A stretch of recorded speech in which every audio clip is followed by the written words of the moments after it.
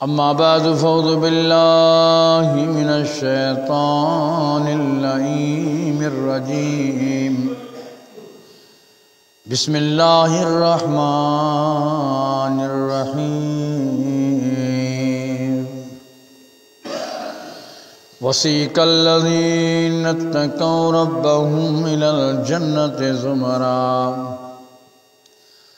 हत्ता इज़ा जअऊहा वफ़ुतिहत अबवाबुहा वक़ाल लहुम ख़ज़नतुहा सलामुन अलैकुम तिबतुम फ़दख़ुलूहा ख़ालिदीन।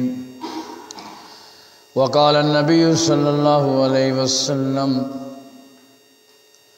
अन अबी हुरैरता रज़ियल्लाहु तआला अन्हु क़ाल क़ाल नबिय्यु सल्लल्लाहु अलैहि वसल्लम हक़्क़ुल मुस्लिम अलल मुस्लिम ख़म्स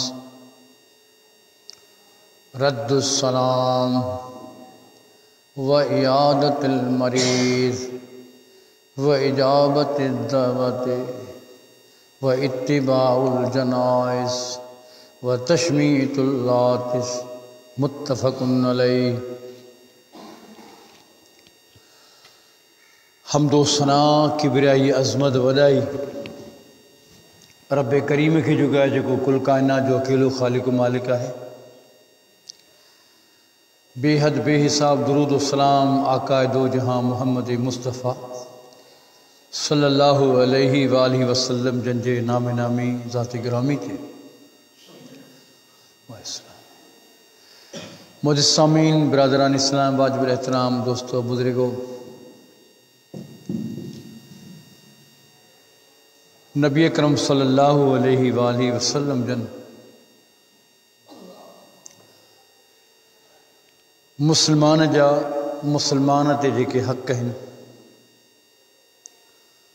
उहे पाण करीमन वज़ाहत सां उम्मत खे ॾसिया।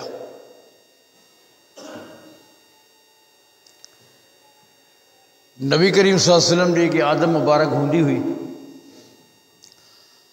तो पाण सल्लल्लाहु अलैहि वसल्लम जॾहिं बि साहबन सां गॾु हूंदा हुआ, चाहे हिकु साहबी छो न हुजे, पर पाण करीम सल्लल्लाहु अलैहि वसल्लम जन ज़रूर खेसि नसीहत वसियत कंदा हुआ। ऐं साहबा इकराम उन्हनि नसीहतुनि खे सिर्फ़ु पाण ताईं महदूद कोन रखंदा हुआ, पर हू ॿियनि ताईं पहुचाईंदा हुआ। असां ताईं जेको इस्लाम आयो आहे इहो ई सबबु आहे। किथे मके मदीने जी मुसाफ़त, किथे असांजो पाकिस्तान सिंध। साहबा इकराम ॿुधो, ॿियनि खे ॿुधायो।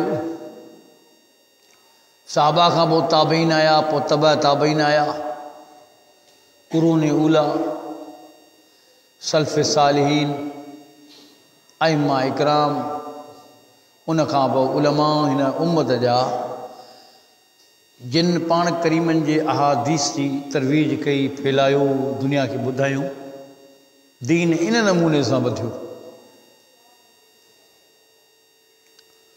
पोइ पाण करीम सल्लल्लाहु अलैहि वसल्लम जन या ख़ुशख़बरी बि ॾिनी त अल्लाह ताला उन शख़्स जे चेहरे खे रोशनी तरो ताज़ा रखे, उहो ख़ुशि रहे जेको मुंहिंजो कौल, मुंहिंजो फ़ेल, मुंहिंजी हदीस, मुंहिंजी नसीहत ॿियनि ताईं पहुचाए थो। यकीन करियो त हिन में अजर बि आहे, गॾोगॾु नबी करीम सल्लल्लाहु अलैहि वसल्लम जिन जी दुआ बि उन शख़्स लाइ थियल आहे जेको पाण करीमन जो फ़रमान ॿिए ताईं पहुचाए। ज़रूरी कोन्हे त को हदीस पहुचाइण जे लाइ या दीन पहुचाइण जे लाइ आलिम वॾो हुअणु ज़रूरी न आहे। आम इंसान, आम मुसलमान जंहिंखे जेतिरी ॼाण आहे, जेतिरी हुनखे ख़बर आहे, उन लाइ थियो त बल्लिगू अन्नी वलो आया। तव्हां मुंहिंजे ज़बान मां जेके लफ़्ज़ ॿुधो था, हिकिड़ी आयत पढ़ी करे तव्हांखे ॿुधायां थो त उहा बि ॿिए ताईं पहुचायो।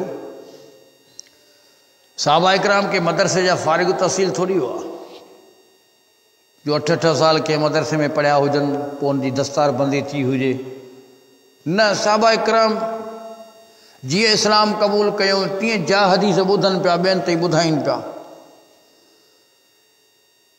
असां ते बि इहो फ़र्ज़ु थो पहुचे त इन नमूने सां असीं उहे वसियतूं उहे नसीहतूं नबी करीम जूं सभिनी खे ॿुधायूं ऐं जेको ॿुधे थो वरी ॿियनि खे ॿुधाए। बिलख़ुसूस कि असीं मस्जिद में ॿुधूं था जिथे ख़वातीन नथी ॿुधी सघनि, असांजे घर वारनि सां ॿुधी सघनि त असांजो फ़र्ज़ु आहे जेको असीं ॿुधूं था बयानु उहो कोशिशि इहा कयूं त टाइम कढी बि घर वारनि खे ॿुधायूं त दीन ही आहे। इन में तव्हां आर या ए बि न सम्झो। अॻे वक़्त में वॾी उमिरि जा जेके माण्हू हूंदा हुआ पोइ घर जे भातियुनि खे गॾु वेहारे पंहिंजनि पुटनि ऐं नियाणियुनि खे फारिग टाइम ते उनखे वेही सम्झाईंदा त बाबा दीन ही आहे, शरीयत ही आहे। अॼु बि वॾे उमिरि जूं औरतूं उन्हनि खे दीनी मसइलनि जी कीअं ख़बर आहे जॾहिं त स्पीकर बि कोन हूंदा हुआ, लाउड बि कोन हूंदा हुआ, जलसा जुलूस कोन हूंदा हुआ। इहो सबबु त उन्हनि जे वॾनि उन्हनि खे सबक़ु ॿुधायो। कई अहिड़ियूं औरतूं जेके किथे मदरसे में कोन पढ़ियूं आहिनि पर क़ुर मजीद पढ़नि थियूं, दीन माण्हुनि खे अॼु ताईं उहो फैलाइनि पियूं, उहे पंहिंजे घरनि में पढ़ियूं। कंहिंखे पीउ पढ़ायो, कंहिंखे ॾाॾे पढ़ायो। अहिड़े नमूने सां दीन जी ॻाल्हि घरनि में बि कयो, आम माण्हू सां कयो, पंहिंजे दोस्तनि सां कलाकनि जा कलाक पाण कचहरियूं था कयूं। ऐं उहे कचहरियूं जेके दीन खां ख़ाली आहिनि, पाण करीम फरमाए तव्हां कचहरी करे उथो था, जेकर उन में तव्हां अल्लाह ऐं रसूल जी ॻाल्हि कान कई आहे त ईअं सम्झो त उहा तव्हांजी पूरी जी पूरी कचहरी जंहिंमें का बरकत कान्हे, का रहमत कान्हे का। पर जेकर तव्हां पूरी कचहरी में आख़िर में जेको अल्लाह रसूल जी ॻाल्हि कई या शुरू में कयो त तव्हांजी पूरी कचहरी बरकत भरी आहे। तॾहिं पाण करीमनि इहो बि फरमायो त तव्हां जॾहिं बर्खास्त कयो मजलिस जॾहिं उथो कचहरी करे त पोइ तव्हांजो कमु आहे हिकिड़ी दुआ पढ़ो। उन दुआ जा लफ़्ज़ इहे आहिनि त हिन जेका कचहरी थी आहे, जेके ॻाल्हियूं असांजूं थियूं आहिनि, सुभानक अल्लाहुम्मा बिहम्दिक अस्तगफिरुल्लाह, अहिड़ा लफ़्ज़ आहिनि त अल्लाह सही तुंहिंजी हमद तुंहिंजा सना, तोखां बख़्शायूं था, तोखां तौबा था। मतां हिन मजलिस में अहिड़ा लफ़्ज़ इस्तेमालु था हुजनि जिते अल्लाह ऐं रसूल नाराज़ थिए। इहा मजलिस खे बर्खास्त करणु ख़तमु करण जे लाइ उथण महिल बि दुआ सेखारी वई आहे। अस्सलाम वालेकुम वरहमतुल्लाह करे तव्हां वेहो था के मजलिस में, इते ई मजलिस तव्हांजी बरकत ऐं रहमत शुरू थी थिए। त हिते पाण करीम सल्लल्लाहु अलैहि वसल्लम जन मुस्लमान जा मुस्लमान ते 5 हक़, उन में पाण करीम सल्लल्लाहु अलैहि वसल्लम जन जेके नसीहतूं कयूं आहिनि, अॼु असां उन ते थोरो बहस कंदासीं। हज़रत अबू हुरैरा रज़ियल्लाहु ताला अन्हु रावी आहे हदीस जो, ऐं सभ खां अहादीस कुतुब में सभ खां वधीक रिवायतूं हज़रत अबू हुरैरा रज़ियल्लाहु ताला जो आहिनि। छाजे करे जो हज़रत अबू हुरैरा नबी करीम जी मजलिस में तमामु घणो वेठा रहंदा हुआ। पाण बयान थो फरमाए जॾहिं ॾुखियो टाइम गुज़री वियो, सुखियो टाइम आयो, ख़ुशियुनि वारो टाइम आयो, मक्को फतह थी वियो, मुस्लमान आसूदा थी विया, त हज़रत अबू हुरैरा रज़ियल्लाहु ताला अन्हु अल्लाह जो शुक्र अदा कंदो हो। पोइ साहबनि खे फरमाईंदो हो त उहो वक़्तु हूंदो हो जॾहिं आउं बुख जे करे बेहोश थी करे मस नबी में पियो हूंदो हुउसि। के माण्हू ईंदा हुआ त मूंखे लताड़े लाइ वेंदा हुआ, के मूंखे उथारे विहारींदा हुआ, किन खे ख़बर कान पवंदी।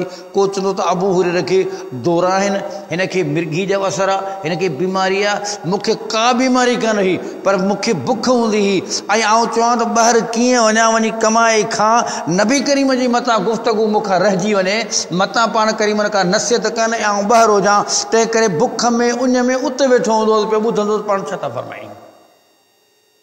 ऐं इन करे सभ खां वधीक हज़रत अबू हुरैरा जूं रिवायतूं आहिनि मौजूदु, छो त हुननि पंहिंजी बुख उञ या पंहिंजी जान जी परवाह कान कई, पर पाण करीम सल्लल्लाहु अलैहि वसल्लम सां गॾु रहणु, गॾु गुज़ारणु, नसीहतूं वसियतूं हासिलु करण में हू टाइम कढंदा हुआ।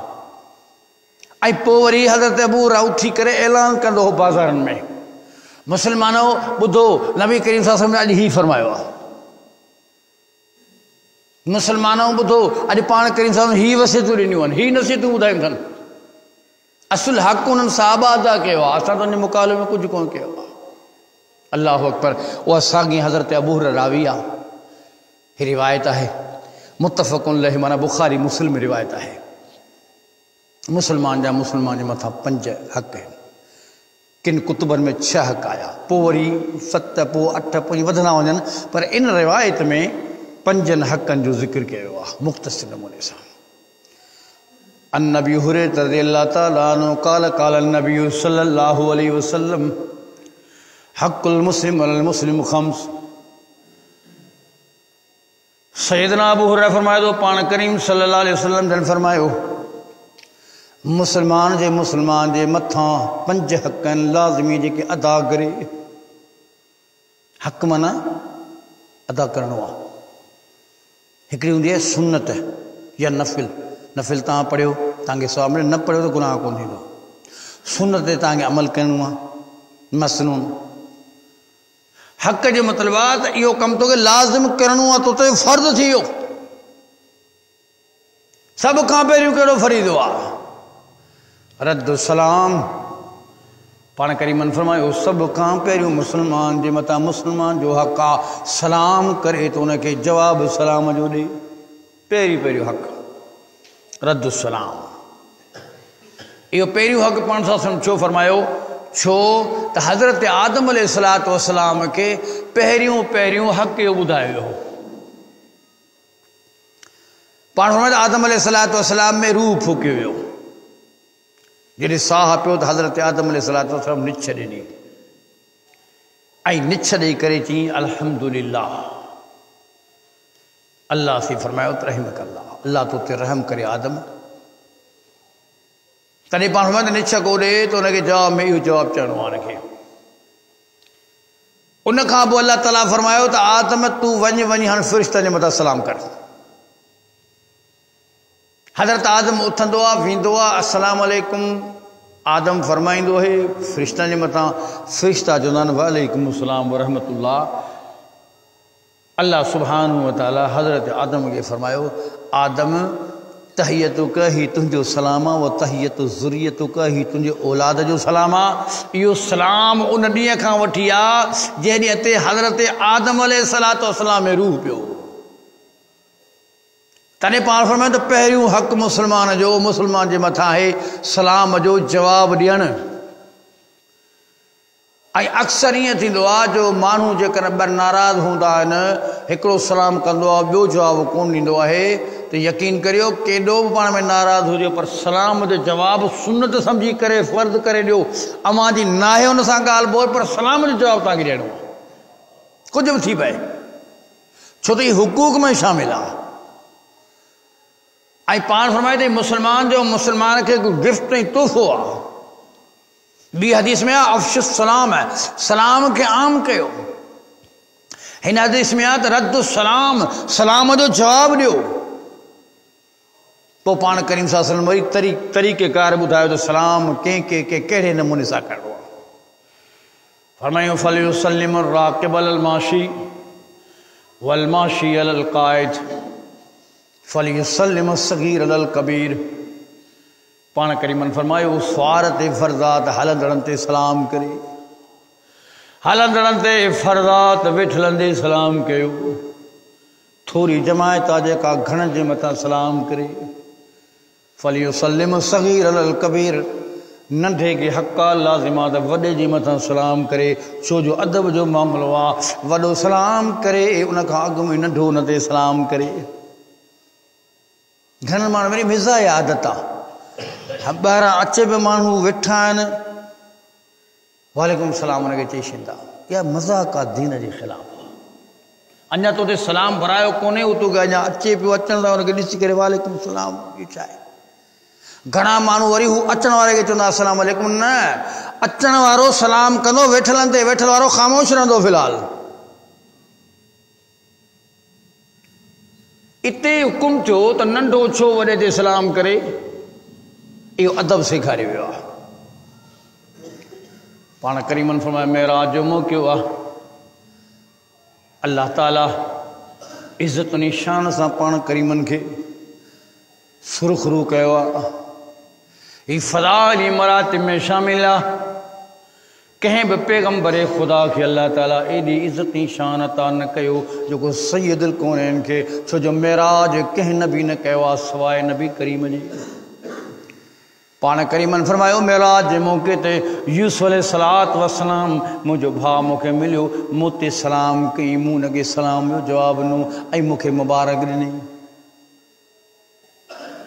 वरी रस्म में त मूंखे ईसा अलैहिस्सलातु वस्सलाम मूं ते सलाम कयो आहे, मूसा अलैहिस्सलातु वस्सलाम सलाम कयो आहे।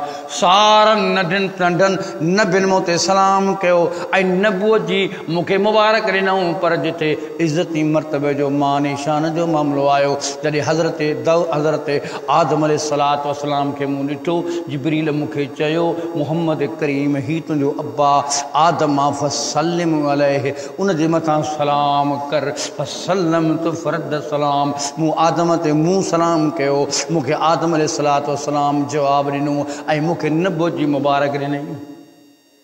सलाम ॿियनि नबियुनि नबी करीम ते बि कयो। पाण फरमायूं त मूंखे हुकुम थियो, जिब्रील ॿुधायो त ही तुंहिंजो अबो आदम आहे, इन ते तव्हां सलाम पहिरीं कयो, छो त इंसानियत जो अबो आहे, सभिनी जो वॾो। वरी फरमायूं त बैतुल मामूर खे टेक ॾियण शख़्स खे ॾिठुमि जेको टेक ॾेई करे अल्लाह जे ज़िक्र में शामिल हो। मूंखे जिब्रील चयो त ही तुंहिंजो अबो इब्राहिम आहे, फसल्लिम अलैहि, हिन जे मथां सलाम कर। पाण फरमायो इब्राहिम अलैहिस्सलातु वस्सलाम ते मूं सलाम कयो, फरद सलाम, पोइ इब्राहिम मूंखे सलाम जो जवाबु ॾेई करे ऐं मूंखे मुबारक कनी त पुट और बख़्तनि वारा पुट, नसीबनि वारा पुट मुहम्मद, तोखे नबूअत जी मुबारक हुजे। हिते ख़बर कहिड़ी पई त नंढे ते हक़ आहे त वॾे खे सलाम करे, भले कहिड़े बि उहिदे ते पहुचे, वॾो वॾो हूंदो आहे, नंढो नंढो थींदो आहे। इहो अदब में शामिल आहे, इहो अख़लाक़ में शामिल आहे। तॾहिं पाण करीमन फरमायो मल्लम यरहम सगीरना वलम युअक्किर कबीरना फलैस मिन्ना। सैयदुल कौनैन फरमायो जेको असांजे नंढनि ते रहम न करे, वॾनि जी इज़त नथो करे, मूं मुहम्मद जी उम्मत मां ई ख़ारिज आहे। हिते अदब जो मामिलो आहे। ॿियो फरमायो सलाम जे लाइ वॾो मर्तबा आहे। मुफ़्त में का तकलीफ़ कान्हे, का मज़दूरी कान्हे, का मेहनत कान्हे, का ज़बान मां लफ़्ज़ कढी वॾी हुनखे मज़दूरी मिली हुई, अस्सलाम वालेकुम वरहमतुल्लाह बरकातहू, 30 नेकियूं मिलियूं फ्री में। जंहिं जवाबु ॾिनो उनखे 30 नेकियूं मिलियूं। नामे अमाल में इंदिराज थी वियो, तुंहिंजूं नेकियूं लिखिजी वियूं ऐं इहे मकतूब इंद अल्लाह थी वियूं। माशर जे मैदान में हिकु नेकी जी ज़रूरत पवंदी, तूं रुगो सलाम सॼो ॾींहुं कंदो रह, तॾहिं तुंहिंजे नामे अमाल में पिया लिखी नेकियूं पियूं लिखी। ॿियो असीं सलाम कंदा आहियूं ॻोठ वारनि ते, घर में ते, इलाइक़नि ते, ॿियनि ते। सभ खां महरूम जेकर सलाम खां था रखूं त घर वारनि खे था रखूं। हदीस पाक में तो अचे त पंहिंजे घर वारनि ते सलाम कयो, पंहिंजे माउ ते सलाम, भेनरुनि ते सलाम, घर वारनि ते सलाम तव्हां ते लाज़मी आहे। असां में रवाज आहे त हिनखे बि सम्झो थो वञे, न ही रहमत ही बरकत दुआ जा लसन, तव्हांजे मथां सलामती हुजे, तव्हांजे मथां बरकत अल्लाह जूं नाज़िल थियनि, तव्हांजे मथां रहमतूं हुजनि। इन्हनि दुआउनि खां तव्हां घर वारनि खे महरूम न कयो। वेंदे वॾे आवाज़ सां घर वारनि ते सलाम वराईंदा कयो। सुबुह हुजे शाम हुजे सलाम कयो त हू तव्हांखे जवाबु सलाम जो ॾींहुं, त हू बि न महरूम रहनि नेकिन खां, न अवां महरूम रही सघो। अल्लाह अकबर। इहो आहे पाण करीमन फरमायो त सलाम पहिरियों कमु तव्हांजो। ऐं जन्नती जेॾीमहिल जन्नत जे दरवाज़े ते पहुचंदा त उन्हनि खे बि गिफ्ट सलाम मिलंदो। वसीकल लज़ीन तक़ौ रब्बहुम इलल जन्नति ज़ुमरा हत्ता इज़ा जाऊहा वफ़ुतिहत अबवाबुहा वक़ाल लहुम ख़ज़नतुहा सलामुन अलैकुम तिबतुम फदख़ुलूहा ख़ालिदीन। सूरह ज़ुमर में अल्लाह फरमाए वसीकल लज़ीन तक़ौ रब्बहुम इलल जन्नति ज़ुमरा। जॾहिं जन्नती टोलनि जे शिकिल में, ग्रुपनि जे शिकिल में ईंदा, किथे जन्नत ते ईंदा, दरवाज़े ते पहुचंदा। हत्ता इज़ा जाऊहा फ़ुतिहत अबवाबुहा, जॾहिं दरवाज़नि ते पहुचंदा त 8 जन्नत जा दरवाज़ा खुली वेंदा। वक़ाल लहुम ख़ज़नतुहा सलामुन अलैकुम, तिबतुम फदखुलूहा खालिदीन, तव्हां ते सलामती हुजे। अस्सलामु अलैकुम तिबतुम फदखुलूहा खालिदीन, तव्हां ख़ुशि रहो हाणे हिन जन्नत में सॼी ज़िंदगी पूरी हयाती, मौत ईंदो ई कोन को, इते रहणो पवंदो। इते बि सलाम थियो, तॾहिं पाण पहिरियां त रद्द सलाम, सलाम जो जवाबु ॾींदा कयो। ॿियो हक़ इजाबत दावत इयादतुल मरीद, पाण करीमन फरमायो त इयादतुल मरीद, मुसलमान जे मथां ॿियो हक़ इहो आहे त मरीद खे वञी पुछा करे हुनजो हाल अहवाल दरियाफ़्त करे। छो जो मरीद बेवस हूंदो वीचारो, पंहिंजे खट खां लही करे ॿाहिरि नथो निकिरी सघे, कचहरी करे कोन थो सघे। पाण फरमायो त मरीज़ ॾे वञो ऐं मरीज़ खे आथत ॾियो, हुनजी आफ़ियत पुछो ऐं हुनखां मालूमात कयो, हुनजे तकलीफ़ में ॾुखनि में शरीक थियो। ऐं मुसलमान जो मुसलमान ते हक़ में शामिल आहे, ऐं उनजा दर्जा केॾा अज़ीम आहिनि। पाण करीमन फरमायो जेको शख़्स वेंदो आहे मरीज़ खे पुछण जे लाइ, दिल में इहा ख्वाहिश कंदो आहे अल्लाह राज़ी थी पए। मुसलमान जा मुसलमान ते हक़ सम्झी करे ॿिए मुसलमान भाउ खे ॾिसण थो वञे। पाण करीमन फरमायो सुबुह जो पुछण वियो, राति ताईं 70,000 फ़रिश्ता हुन जे लाइ मग़फ़िरत जी दुआ था कनि। राति जो पुछण जे वियो, राति खां वठी ॾींहं ताईं 70,000 फ़रिश्ता उन शख़्स जे लाइ दुआ था कनि जेको मरीज़ खे ॾिसण वियो, हुन खां पुछण वियो। उनखे कुझु ॾे न ॾे, आथत नहीं, हाल वाल पटी, कहिड़ो हाल आहे, तबियत तुंहिंजी कीअं, हू ख़ुशि थी पवंदो। मरीज़ त चवंदो मूंसां केरु कचहरी अची करे, असां ते हक़ आहिनि, इहे शयूं असां विसारे छॾियूं आहिनि। असां पंहिंजे एहतिसाब पंहिंजो कयूं, पाण खां असीं पुछूं त केतिरो असां हक़ अदा कयो आहे मरीज़नि जो। ॿियो त ठहियो जेके वेझा अज़ीज़ वेझा क़ुराबत आहे, उन्हनि खे केतिरो असां पुछियो आहे, केतिरो हुन सां ताउन असां कयो आहे, केतिरी हमदर्दी जो इज़हार कयो अथऊं। हदीस में चए थो क़यामत जे ॾींहुं त अल्लाह ताला पुछंदो त बाना कपिड़नि जी ज़रूरत हुई तो मूंखे कपिड़ा कोन ॾिना, बीमार थियुसि मूंखे तो पुछियो कोन को, अल्लाह तूं कीअं बीमार थींदे, तूं त बीमारी खां पाक आहीं, कपिड़नि जी तोखे अल्लाह कहिड़ी ज़रूरत आहे, तो मूंखे खारायो छो कोन, अल्लाह तूं खाइण पीअण खां त पाक आहीं। पर मैं तो मुंहिंजो बानू बीमार हो, उनखे तूं पुछण में हुकुम त मुंहिंजो थियल हो न, बुखियो हो तुंहिंजे पासे में, बुख में उञ में सुम्ही पियो, तो पुछा कई त हीउ कहिड़े हाल में आहे, तन ते हुनखे कपिड़ा कोन हा, तो हुनखे कपिड़ा पाराया, तुंहिंजा जोड़ा त खुटन ई कोन था, ग़रीब खे जिस्म ढकण लाइ कपिड़ा कोन्हनि, एतिरी कंजूसाई जेके लथल कपिड़ा कंहिंखे ॾियण लाइ तयारु कोन्हे। खाधो पीतो बची पवंदो, फ्रिजनि में पियो हूंदो, ॾियणो कोन्हे पाड़े वारनि खे, लाइट वेंदी हली, खाधो पीतो बू करे वेंदो, बदबू थी वेंदो, पोइ खणी ढेर ते छॾींदासूं, कुता बिला पिया खाईंदा, मजाला जो न मां खणी के पाड़े वारे खे ॾियूं। असांजे हक़ जेके आहिनि, हक़ सां अदा ई कोन कया आहिनि। मुंहिंजा साईं सोचो किथे रसायूं। पाण करीम सल्लल्लाहु अलैहि वसल्लम जंहिंजी आदत मुबारक आहे, बीमार खे पुछण जे लाइ हिकिड़ो साहबी रसूल हदीस पाक में चए थो नंढड़ो हिकिड़ो यहूदियुनि जो ॿारड़ो ईंदो, पाण करीम जी मजलिस में वेहंदो, यहूदी हुनखे रोकींदो कोन हो, नंढड़ो आहे, एॾी वॾी समझ कान अथसि, नबी करीम कचहरी में तो वेही, पाण करीम साहिब जे कचहरी मां यहूदियुनि खे ख़बर आहे त नुक़सानु कोन्हे को, हालांकि उहे यहूदी आहिनि। हदीस पाक में चए थो ॿारड़ो बीमार थी वियो, इन स्टेज ते पहुतो त हू ॿार मसनबी में अची कोन पियो सघे।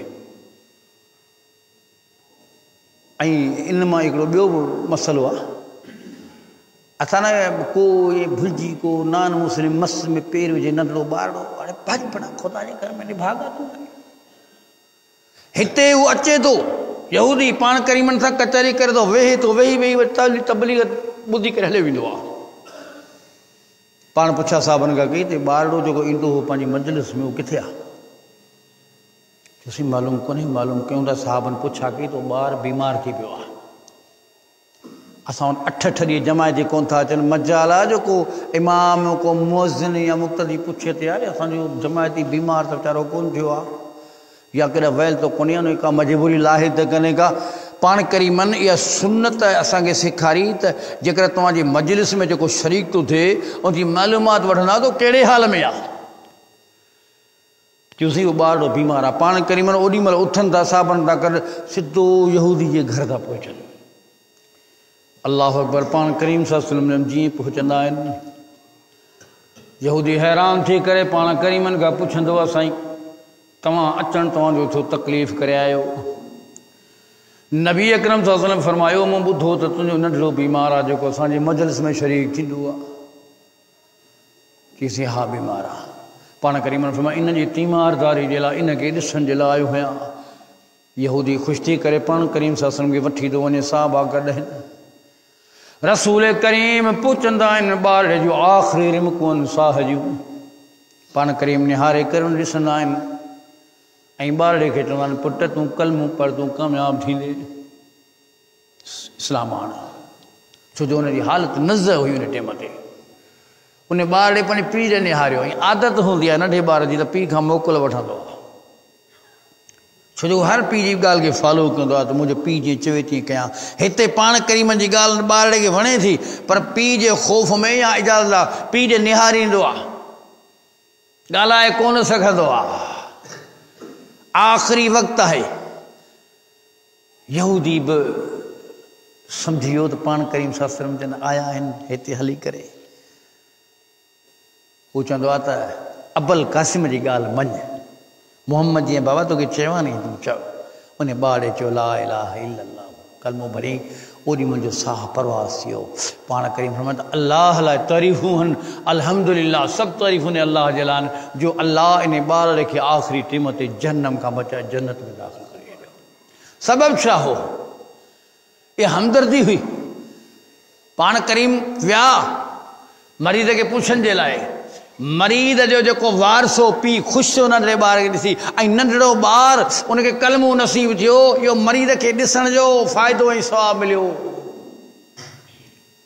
पाण समय इयादतुल मरीज़ मरीज़ जी इयादत करणी इहो ॿियो हक़ आहे मुस्लमान जो मुस्लमान जे मथां। टियों हक़ उहा इजाबत दावत। पाण करीमन फरमायो दावत तव्हांखे को मुस्लमान ॾे त दावत क़बूल कंदा कयो।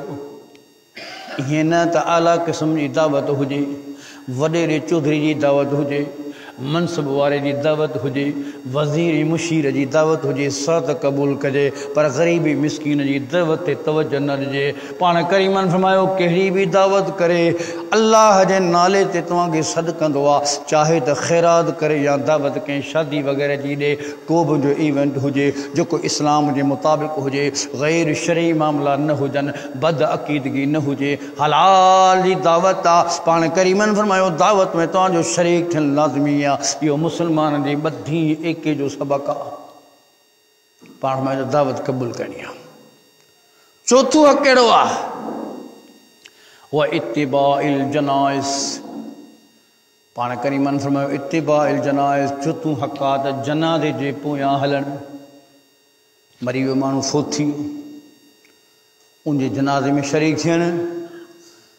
पाण फरमाईंदो कि अल्लाह ताला क़ीरात जो अजर थो ॾे। या रसूल अल्लाह क़ीरात जी माना छा आहे? पाण मिसल उहद जबल जबल उहद जे बराबरि आहे क़ीरात। जेॾो वॾो उहद जबल आहे अल्लाह ताला उनखे ओतिरो अजर थो ॾे जेको मैयत जे पोयां थो हले जनाज़े में। जनाज़ो पढ़ी खे अजर मिलियो। पाण मैयत खे दफ़नाए क़बर में वरी दुआ थो घुरे आख़िर ताईं गॾु रहियो माना सारा मामला हुनजा तकफ़ीन ऐं तदफ़ीन ताईं ही रहियो गॾु। पाण करीम क़ीरातान उन शख़्स खे ॿ उहद जबल गॾाए एतिरो अजर अल्लाह ताला ॾेई छॾियो। महिनत कहिड़ी आहे? मुआशराती भी हक़ है, अखलाक़ी भी हक़ है, बिरादरी भी हक़ है, दोस्ती यारी जो भी हक़ है उहो भी अदा थी वियो। गॾु अल्लाह फरमायो तव्हां हक़ हिक ॿिए जा अदा करे छॾिया। गॾोगॾु तव्हां इन नियत सां त नबी करीम सल्लल्लाहु अलैहि वसल्लम जन फरमायो हो त जनाज़े जे पोयां वञिजो, जनाज़ो अदा कजो, तव्हां उनखे दफ़न ताईं गॾु रहजो। अल्लाह तव्हांखे जबल उहद जहिड़ो ॿीणो अजुर ॾेई छॾियो। हेॾा तव्हां पंहिंजा हक़ बि अदा करे छॾिया, उन अजुर सां तव्हांजो नामे अमाल भरिजी वियो। इन खां वधीक तव्हांखे छा खपो आहे? दीन इस्लाम उहो आहे जंहिंजूं नसीहतुनि वसियत ते हलंदो। यादि कयो त महिनत घटि आहे, मज़दूरी तमामु घणी आहे। तॾहिं पाण फरमाईंदो हुनखे अलाह ताला ॿिनि क़ीरातुनि जो अजर थो ॾे। असां में इहो बि आहे त हालांकि फ़र्ज़ किफ़ाया आहे, कुझु माण्हुनि जनाज़ो पढ़ियो, कुझु न पढ़ियो, त ॾोह कंहिं थींदो, सभु माना ॾोह खां बची विया। पर जेकॾहिं कंहिं अदा न कयो त सभई ॾोही आहिनि। पर इन फ़र्ज़ किफ़ाया जी इन मां वधीक अहमियत थी त पाण जॾहिं अजुर ॿुधायूं त अजुर वॾो आहे। ऐं यकीन करियो त हिन में सभ खां वधीक माण्हू उहे ई हिसो वठंदा आहिनि जेके ग़रीब हूंदा आहिनि, जेके मिसकीन आहिनि, जिन वटि क़दुरु कोन हूंदो आहे। कब्रिस्तान में क़बर खोटण लाइ पहिरीं उहे पहुची वेंदा आहिनि जेके असांजे नज़र में बिल्कुलु वीचारा कमज़ोरी सादा आहिनि। ख़ुदा जा बंदा, ही वॾा अहम माण्हू अथव, ही वॾो किरदारु अदा पिया कनि मुआशिरे में, ही अजुर खणी विया। क़बर खोटण वारो अजुर मिड़नी खां खणी वियो। तॾहिं पाण फरमायो जनाज़े पढ़ण वारो, दफ़न करण वारो, दुआ घुरण वारो, उनखे जबल उहद जेतिरो डबल ॿीणो अजुर मिलंदो। पर जंहिं क़बर खोटे करे मैयत लाइ सुहिणे अंदाज़ में सामी ठाही आहे, उहो इन्हनि खां बि अजुर खणी वियो। ही छा आहे? ही हक़ आहिनि मुस्लमान जा मुस्लमान जे मथां। तॾहिं फरमायूं त जनाज़े में शरीक थियनि। जना इहो छा आहे जो इन मामले ते कई किताब मूं पढ़िया जेके ग़ैर मुस्लिम मुस्लमान थिया, उन्हनि चयो त असां मुस्लमान थिया आहियूं, असां इन सबक़ मां, असीं इन मिसाल मां ख़ुशि थी करे मुस्लमान थिया आहियूं जो असां ॾिठोसीं त मुस्लमाननि जी इज्तिमायत, मुस्लमान जी मुहबत, जॾहिं ही पंहिंजे मुस्लमान भाउ खे रुख़्सत कंदा आहिनि, माना कफ़नाइण खां पोइ हुनजो जनाज़ो पढ़ी करे हुनखे दफ़नाईंदा आहिनि जुलूस जी शिकिल में। पहिरीं दुआ घुरियूं, निमाज़ पढ़ियूं, सारा गॾु थिया। एॾी माना जे जुलूस थींदो आहे की अमीर माण्हुनि जो, तीअं सारे ॻोठाणा शहरनि जा गॾु थी करे उन में अची गॾु थिया आहिनि। पोइ सभिनी गॾिजी दुआऊं घुरियूं। दुआऊं करण खां बाद में वरी उनखे खणी करे जेको आहे कब्रिस्तान में विया। वरी कब्रिस्तान खां बाद में वरी दुआऊं घुरी घुरी वरी आया आहिनि। माना ही अहिड़ो मज़हब आहे, अहिड़ो मसलक आहे जंहिंमें हिकिड़े इंसान ज़िंदगी जेका ज़िंदा हो हुनजी इज़त ई, पर हुनजे मरण खां पोइ हुनजी वॾी इज़त आहे। तंहिं करे कई मुस्लमान, 100 मुस्लमान, वॾा वॾा प्रोफेसर ऐं डॉक्टर इंजीनियर, जिन किताब में लिखियूं त असां इहो नमूनो ॾिसी करे इस्लाम क़बूल कयोसीं। पोइ असां सर्च शुरू कई। इज्तिमायत आहे इस्लाम जी, इहो दीन आहे, इहो सचाई आहे, इहा हक़ीक़त आहे। पाण करीमन सोच फरमायो आहे त वध में वधि जेको आहे फरमायो 40 जेकर मुवहिद तौहीद परस्त अक़ीदेमंद बहितरीन हूंदा, तौहीद वारा माण्हू हूंदा, 40 शख़्स जेके कंहिं शख़्स जे जनाज़े में शरीक था थियनि, दुआ था मग़फ़िरत जी घुरनि, शरीक थिया निमाज़ जनाज़े में, अल्लाह ताला उन जा ख़ताऊं माफ़ थो करे मैयत जूं। त जिथे समय गॾु थियनि अल्लाह ताला केॾो महिरबानी थींदो। तंहिं करे पाण फरमायो त इत्तिबाउल जनाइज़, इहो चोथों हक़ आहे मुस्लमान जे मथां मुस्लमान ते, त उहो जनाज़े में शरीक थिए। आख़िरी हक़ कहिड़ो आहे? व तशमीतुल्लातिस, पाण करीमन फरमायो 5 हक़ात निछ ॾियण वारे खे जवाबु ॾे। पंहिंजी नज़र में त निछ ॾियणु ऐं उन जवाबु ॾियणु मामूली शइ आहे, लेकिन ॻाल्हि वॾी आहे। निछ ॾिनई, निछ ॾियण वारे चयो अल्हम्दुलिल्लाह, ॿुधण वारो चवंदो यरहमकल्लाह, वरी जंहिं निछ ॾिनी आहे उहो चवंदो यहदीकुमुल्लाह व युस्लिह बालकुम, माना पहिरीं ॿुधी वञो, जंहिं निछ ॾिनी चयो अल्हम्दुलिल्लाह, अल्लाह तो निछ ॾियारी, ज़हन मुंहिंजो साफ़ थी वियो, तकलीफ़ ख़तमु थी वई। ऐं निछ हिकिड़ो माना चङ भलाई तंदुरुस्ती निशानी आहे। नंढो ॿारु ॼमंदो आहे न, उहो जेसीं निछ न ॾे, जेसीं रोए न, तेसीं हुनखे लोॾींदा आहिनि, हुनखे धूणींदा आहिनि, हुनखे धक हणंदा आहिनि, उनजे मथे खे मालिश कंदा आहिनि पे ताकि हू निछ ॾे। ऐं उहो ॿारड़ो जेको आहे सो रोए। हज़रत छो त हज़रत आदम पहिरीं जीअं रूह पियो तीअं निछरनी हुई। असीं आदम औलाद आहियूं। हिते पाण फरमाए त निछ। ॿियो सबबु दुआ जो कहिड़ो? अल्हम्दुलिल्लाह ने छो चई? तव्हां निछ ॾियण महिल ॾिसंदा आहियो न त निछ माण्हू ॾींदो आहे त डॉक्टर जेके आहिनि या जेके साइंस पढ़नि था त निछ ॾियण महिल थोरी दिलि आहे, दिलि बंदि थी वेंदी आहे जेसीं वरी निछ पूरी अचे। निछ ॾियण लाइ थींदो आहे न शुरू, त दिलि बंदि थींदी आहे, निछ ॾेई वांदो थींदो आहे, दिलि हलणु वरी शुरू थींदी आहे। हिकिड़ो त अलाह जो शुक्र अदा कई त अलाह जे दिलि खे इते ई बीहारे छॾिया, तुंहिंजी मर्ज़ी आहे, वरी साह पए ई कोन हा, दिलि हले ई न हा, तुंहिंजो शुक्र मूं अदा कयो। ॿिए वरी आलिम हुन जे लाइ हिकिड़ो तफ़सीर लिखियो जंहिंमें लिखे थो त निछ ॾियण जे लाइ बानो अल्हम्दुलिल्लाह छो थो करे? पाण करीमन छो इरशाद गिरामी फरमायो आहे? छो जो निछ जे टेम ते माण्हू जो मुंहुं पूरो फिरी वेंदो आहे। निछ ॾींदो आहे न त अजीब शिकिल थी वेंदी आहे, वात जो नमूनो, मुंहं जो नमूनो, अखियुनि जो नमूनो निछ महिल फिरी वेंदो आहे। इहो अलाह जी तारीफ़ कंदो आहे त अलाह तो वापसि मूंखे साॻियो चहिरो ॾिनो, जेकर तूं निछ वारो चहिरो मूंखे करे छॾिया छा कयां? माण्हू निछ ॾींदो आहे, मुंहुं सॼो तब्दील थी वेंदो आहे। जेकर अलाह उनखे उन मुंहं ते रखी छॾे त छा कंदो माण्हू? फरमाईं त साॻी वरी तस्वीर मूंखे मोटाए ॾिनई, मुंहिंजी दिलि जी धड़कन वरी हलणु शुरू थी आहे। तंहिं करे अल्हम्दुलिल्लाह अलाह सभु